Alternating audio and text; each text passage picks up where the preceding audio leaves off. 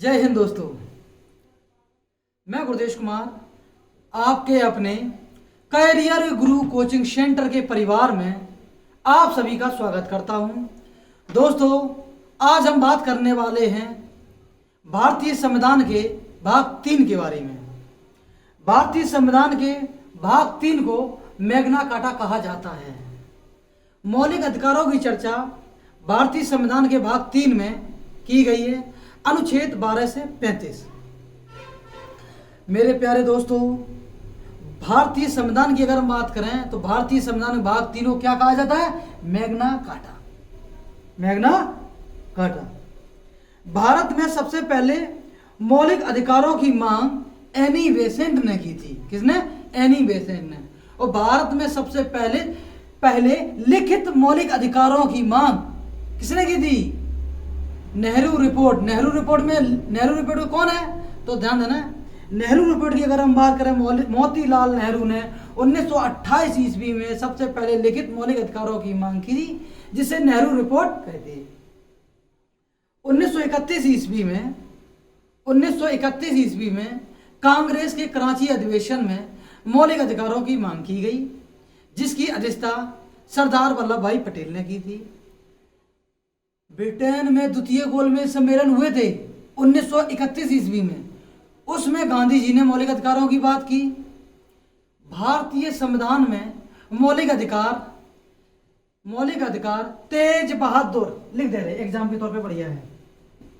तेज बहादुर, ये लिखा है तेज बहादुर शप्रुशमती। इसके द्वारा भारतीय संविधान में क्या जोड़ा गया है? मौलिक अधिकार। कौन? मौलिक अधिकार जोड़े गए हैं। मौलिक अधिकार। और बात करेंगे मेरे प्यारे बच्चों राज्य के नीति निर्देशक तत्व। राज्य के नीति निर्देशक तत्व है।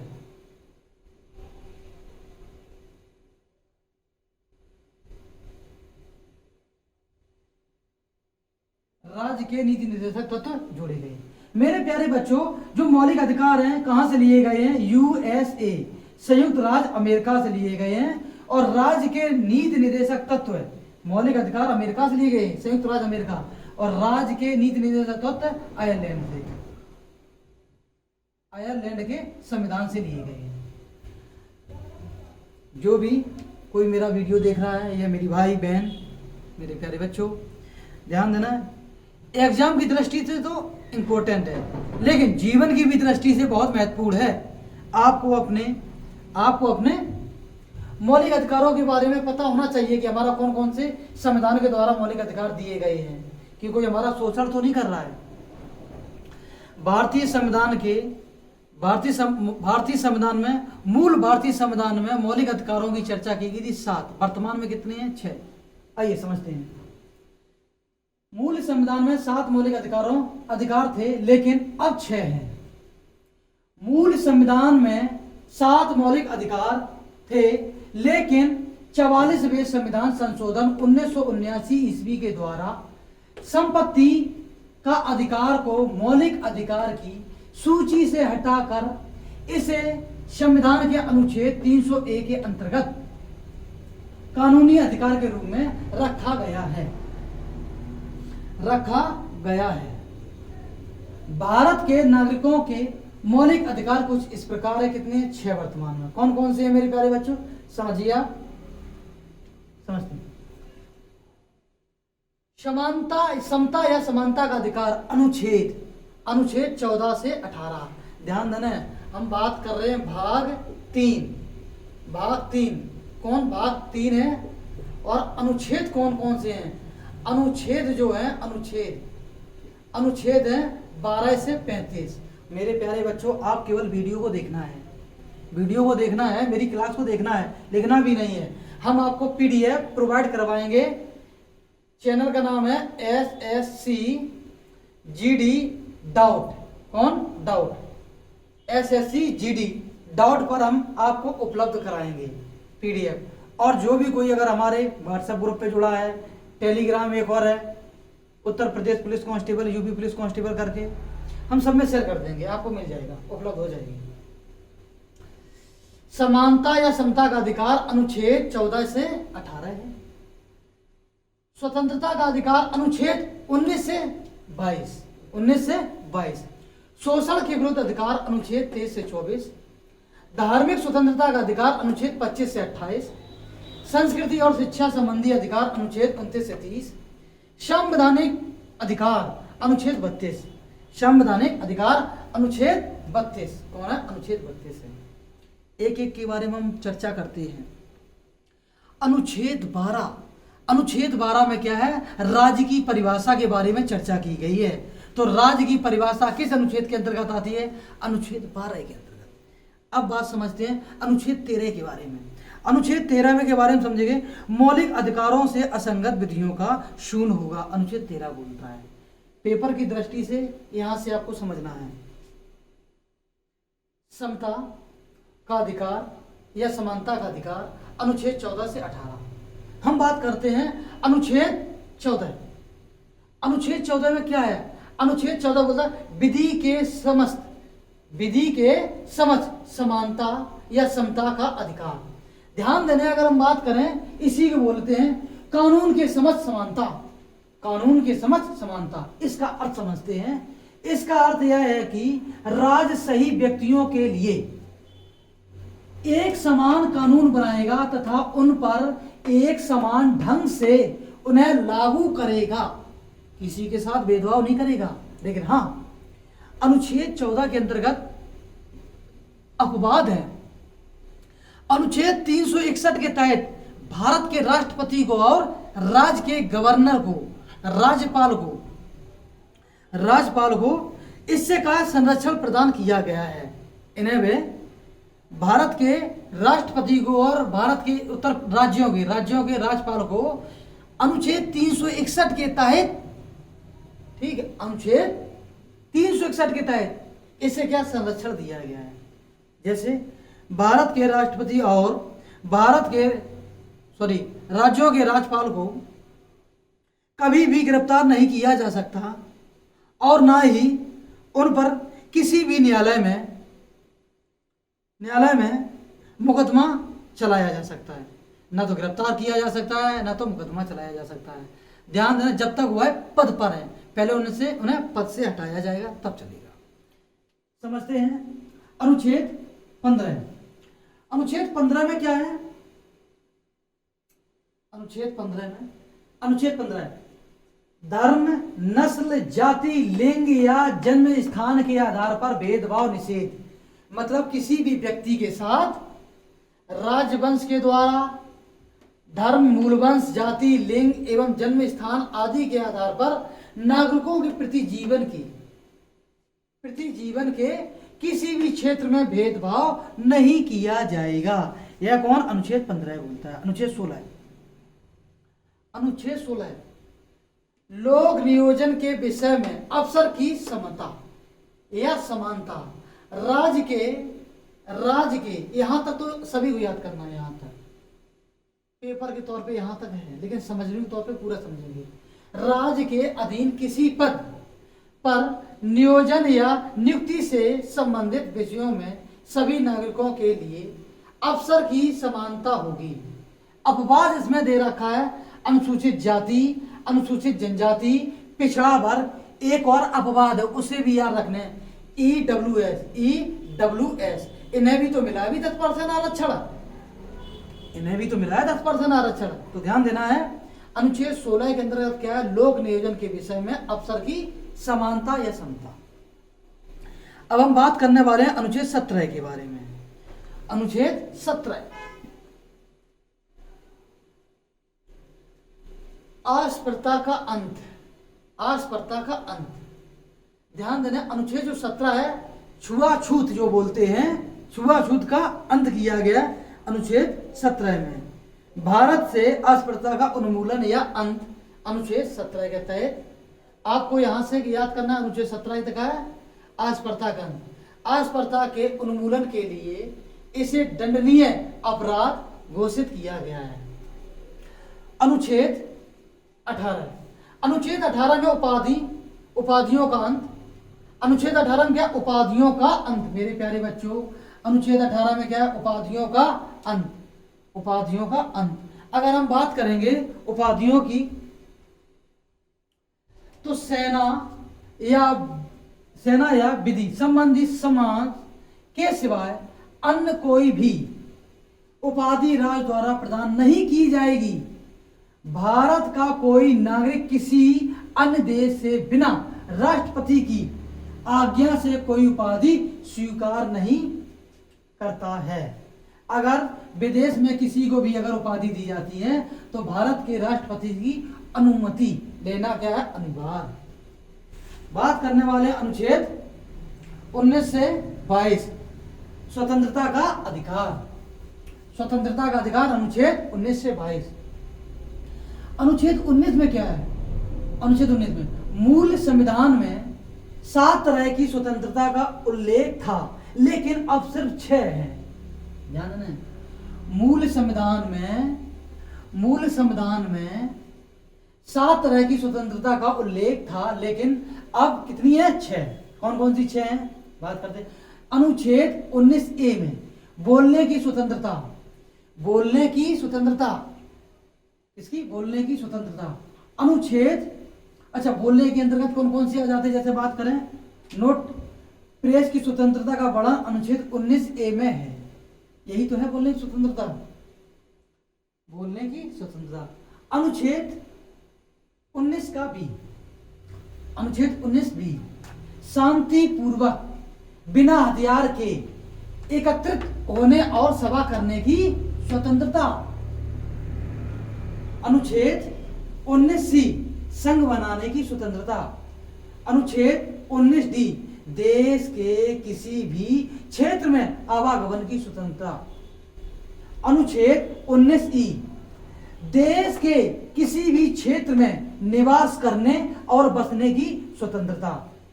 लेकिन अपवाद कौन, जम्मू कश्मीर। अब जम्मू कश्मीर नहीं है अपवाद, जम्मू कश्मीर अब अपवाद नहीं है, इसमें गलत लिख रखा है।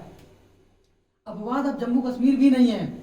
भारत में या देश में किसी भी क्षेत्र में निवास करने और बसने की स्वतंत्रता का अधिकार दे दिया अनुच्छेद 19E के तहत। अब बात करते हैं अनुच्छेद 19F संपत्ति का अधिकार। किसका, संपत्ति का अधिकार।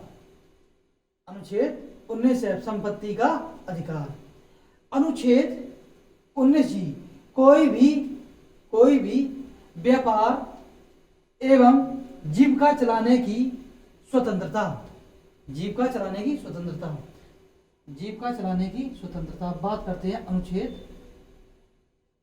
20 के बारे में। अनुच्छेद 20 अपराधों के लिए दोष सिद्धि के संबंध में संरक्षण किस प्रकार है। इसके तहत 3 प्रकार की स्वतंत्रता का वर्णन है। कौन कौन सी, समझिए मेरे प्यारे बच्चों। किसी भी व्यक्ति को एक अपराध के लिए सिर्फ एक बार सजा मिलेगी। किसी भी व्यक्ति को एक अपराध के लिए केवल एक बार सजा मिलेगी। अपराध करने के समय जो कानून है इसी के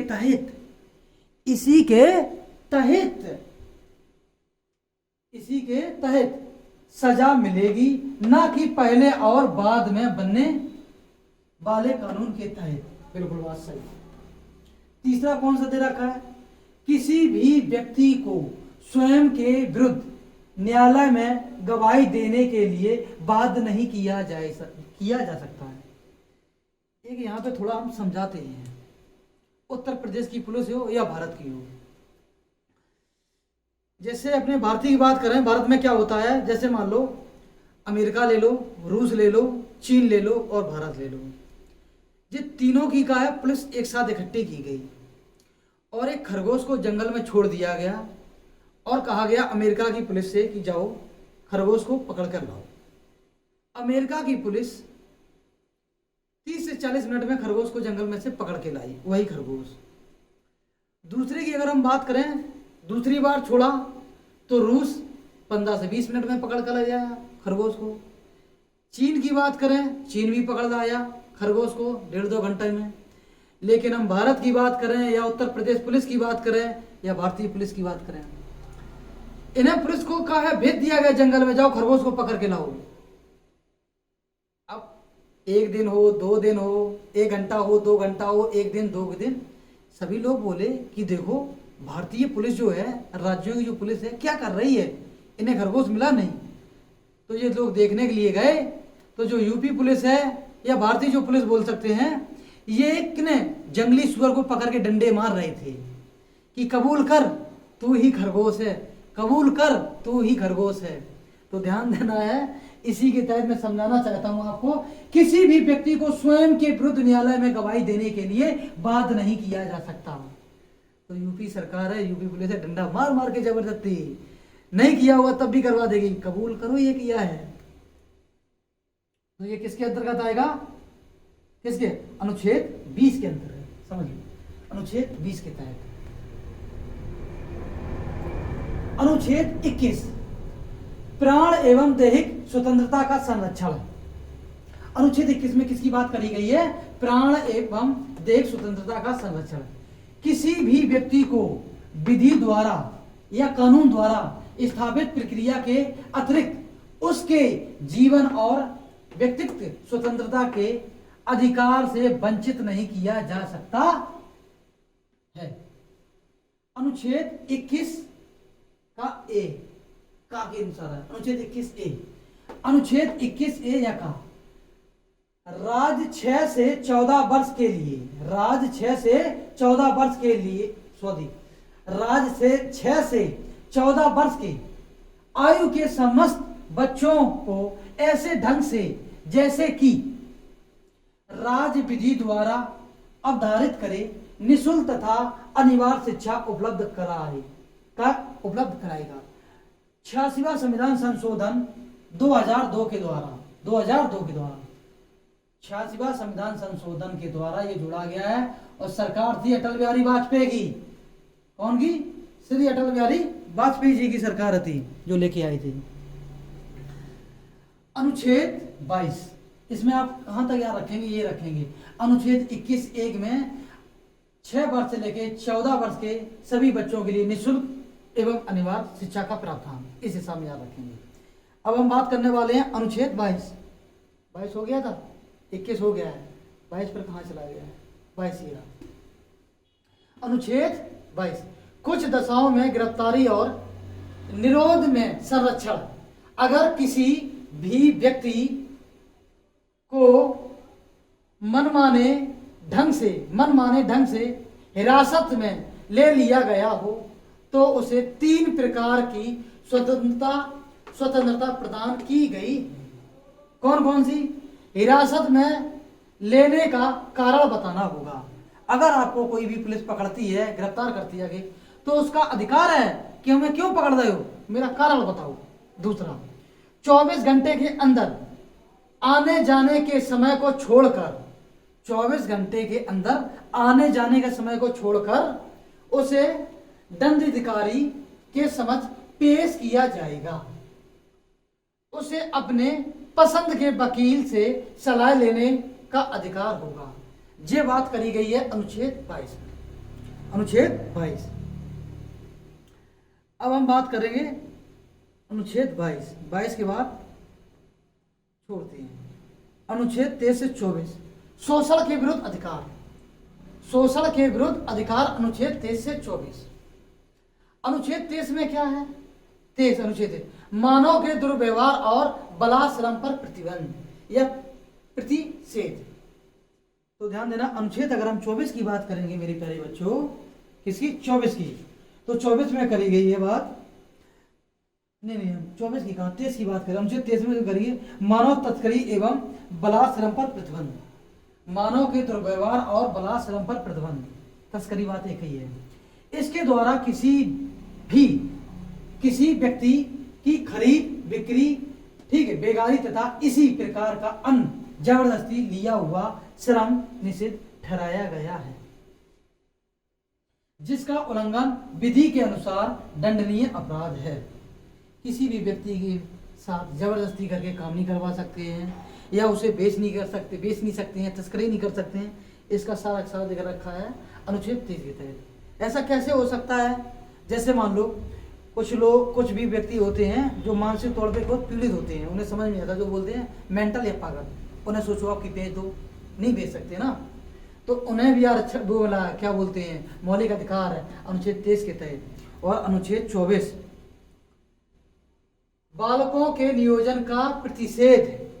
अगर हम बात करें बाल श्रम पर प्रतिबंध, बाल श्रम पर प्रतिबंध अनुच्छेद 24 के तहत है बाल श्रम पर प्रतिबंध या बालकों के नियोजन का प्रतिषेध। प्रतिषेध 14 वर्ष से कम आयु वाले किसी भी बच्चे को कारखानों, खानों या अन्य किसी जोखिम भरे काम पर नियुक्त नहीं किया जा सकता, नियुक्त नहीं किया जा सकता। अनुच्छेद 24 हो गया।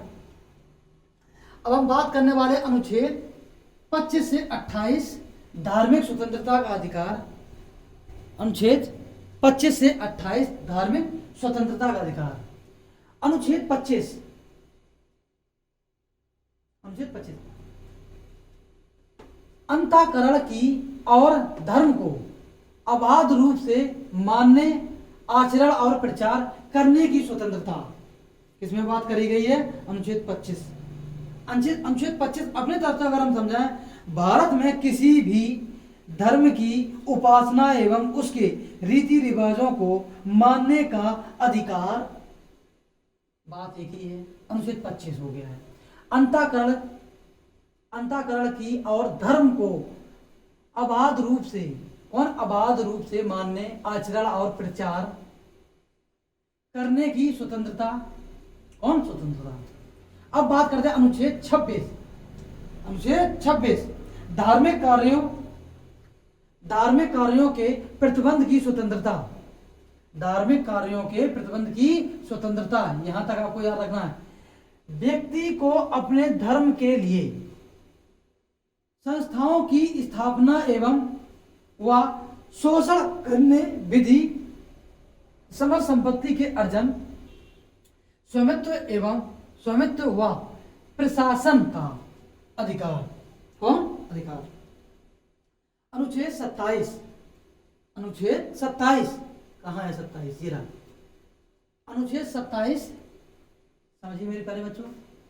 अनुच्छेद 27 के बारे में, राज्य किसी भी व्यक्ति को ऐसे कर देने के लिए बाध्य नहीं कर सकता जिसकी आय किसी विशेष धर्म अथवा धार्मिक संप्रदाय की उत्पत्ति या पोषण में व्यय करने के लिए विशेष रूप से निश्चित कर दी। जैसे कि अगर हम बात करें 27 अपनी तरफ से अगर हम समझाएं, भारत में प्रत्येक धार्मिक आय को कर मुक्त समझा जाएगा। मेरे हिसाब से मैं आपको समझा रहा हूं कि धार्मिक, किसकी बात कर रहे हैं? धार्मिक की। तो ध्यान देना, भारत के प्रत्येक धार्मिक आय को कर मुक्त समझा जाएगा। अब समझना, जब भारत में लगी थी क्या करी गई थी, नोटबंदी हुई थी, तो लोग बाबू ने भर भर रुपया मंदिरों में चला दिया, और मंदिर को रुपया का है कर मुक्त समझा जाएगा। वो सारे के सारे क्या है, ब्लैक से क्या हो गया, भाट हो जाता है, ये होता है। अनुच्छेद, अच्छा एक आप सभी लिए सवाल, भारत में ठीक है जजिया कर किसने समाप्त किया था? चलिए, करी बोलते हैं जजिया कर किनसे? हिंदुओं को लगता था, तीर्थ यात्रा कर के तौर पे। चलिए, अनुच्छेद 28 राज विधि से संपूर्ण पोषित किसी शिक्षा संस्थान में धार्मिक शिक्षा नहीं दी जाएगी। अनुच्छेद 28 बोलता है कोई भी शैक्षिक संस्थान धार्मिक शिक्षा उपलब्ध नहीं कराएगा, मेरे तौर पे समझे। अनुच्छेद 28 बोलता है राज्य विधि से पूर्णता पोषित किसी शिक्षा संस्थान धार्मिक शिक्षा नहीं दी जाएगी। ऐसे शिक्षण संस्थान अपने विद्यार्थियों को किसी धार्मिक अनुसंधान में भाग लेने या किसी धर्मोपदेश को बला सुनने हेतु बाध्य नहीं कर सकते। इसको अगर याद करना है तो एक ही याद ले रखना है, अनुच्छेद 28 कोई भी शैक्षणिक संस्थान धार्मिक शिक्षा उपलब्ध नहीं कराएगा, उपलब्ध नहीं कराएगा। अनुच्छेद 29 से 30 अनुच्छेद 29 से 30। संस्कृति और शिक्षा संबंधी अधिकार अनुच्छेद 29 से 30। अनुच्छेद 29 अल्पसंख्यक हितों का संरक्षण।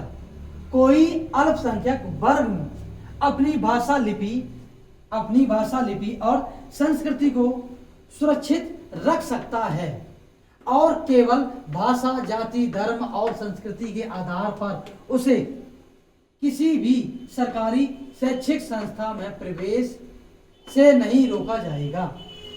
प्रवेश से नहीं रोका जाएगा। मेरे प्यारे बच्चों, अल्पसंख्यकों को क्या है? आरक्षण दिया गया है। अनुच्छेद 30, 29 के बाद 30। अनुच्छेद 30 शिक्षा संस्थाओं की स्थापना और प्रशासन करने का अल्पसंख्यक वर्गों का अधिकार। यहां तक याद करें, शिक्षा संस्थाओं की स्थापना और प्रशासन करने का अल्पसंख्यक वर्गों का अधिकार। कोई भी अल्पसंख्यक वर्ग अपनी पसंद की शैक्षणिक संस्था चला सकता है और सरकार उसे अनुदान देने में किसी भी तरह का भेदभाव नहीं करेगी। अनुच्छेद कौन सा है? अनुच्छेद 30। अब बात करते हैं अनुच्छेद 32 संवैधानिक अधिकार। अनुच्छेद 32 की अगर हम बात करेंगे, इसके तहत मौलिक अधिकारों को प्रतिवर्तित कराने के लिए समुचित कार्रवाइयों द्वारा उच्चतम न्यायालय में आवेदन करने का अधिकार प्रदान किया गया है। अगर हम बात करें इस संदर्भ में, सर्वोच्च न्यायालय को 5 तरह के रिट निकालने की शक्ति प्रदान की गई है, जो इस प्रकार है। कौन कौन सी है? बंदी प्रत्यक्षीकरण, परमादेश, प्रतिषेध लेख, उत्प्रेषण, अधिकार प्रेक्षा लेख। अधिकार प्रेक्षा लेख।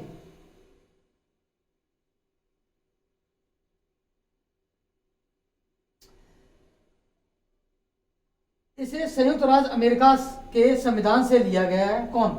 जो रिट दी गई है 5, वो संयुक्त राज्य अमेरिका से ली गई है।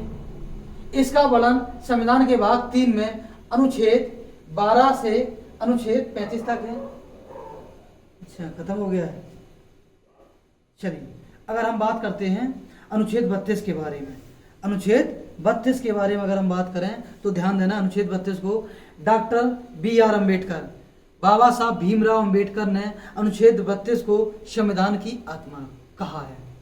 दोस्तों, हम आप सभी को हाथों से लिखा हुआ क्लास नोट्स और यह PDF आपके अपने Telegram channel SSC GD doubt पर और व्हाट्सएप ग्रुप पर सेंड कर देंगे। आप सभी वीडियो को शेयर करें, लाइक करें, सब्सक्राइब करें और दोस्तों में शेयर करने के बाद सब्सक्राइब करने के लिए बोलें, जिससे कि हमारे 1000 सब्सक्राइबर हो जाएं, हमारी पूरी टीम लाइव आ जाए। दोस्तों, ऐसा नहीं है कि मैं ही सारे सब्जेक्ट पढ़ाऊंगा, नहीं, 2-4 दिन का और हमें समय दीजिए। वाईफाई अपना चालू हो गया है। पूरी टीम यूट्यूब चैनल पर आने वाली है। GS के टीचर अलग रहेंगे, मैथ के अलग, रीजनिंग के अलग, सारे टीचर अलग अलग रहेंगे। अभी हम इसलिए वीडियो उपलब्ध करा रहे हैं आपको कि समय आपके पास नहीं है। ऐसा नहीं एक साथ 50-50 वीडियो अपलोड कराएं सारी टीम बुला के, नहीं, धीरे धीरे चलाएंगे। लेकिन हाँ, वादा मेरा है आपसे, GS का टीचर स्पेशल अलग रहेगा, रीजनिंग का अलग टीचर, मैथ का अलग, हिंदी का अलग, सारे के सारे टीचर हम अलग करेंगे। आपके लिए हम, आपके प्यार के लिए हम जी जान से जुड़े हैं और कोशिश यही है कि बढ़िया से बढ़िया टीचर लाएं। जय हिंद।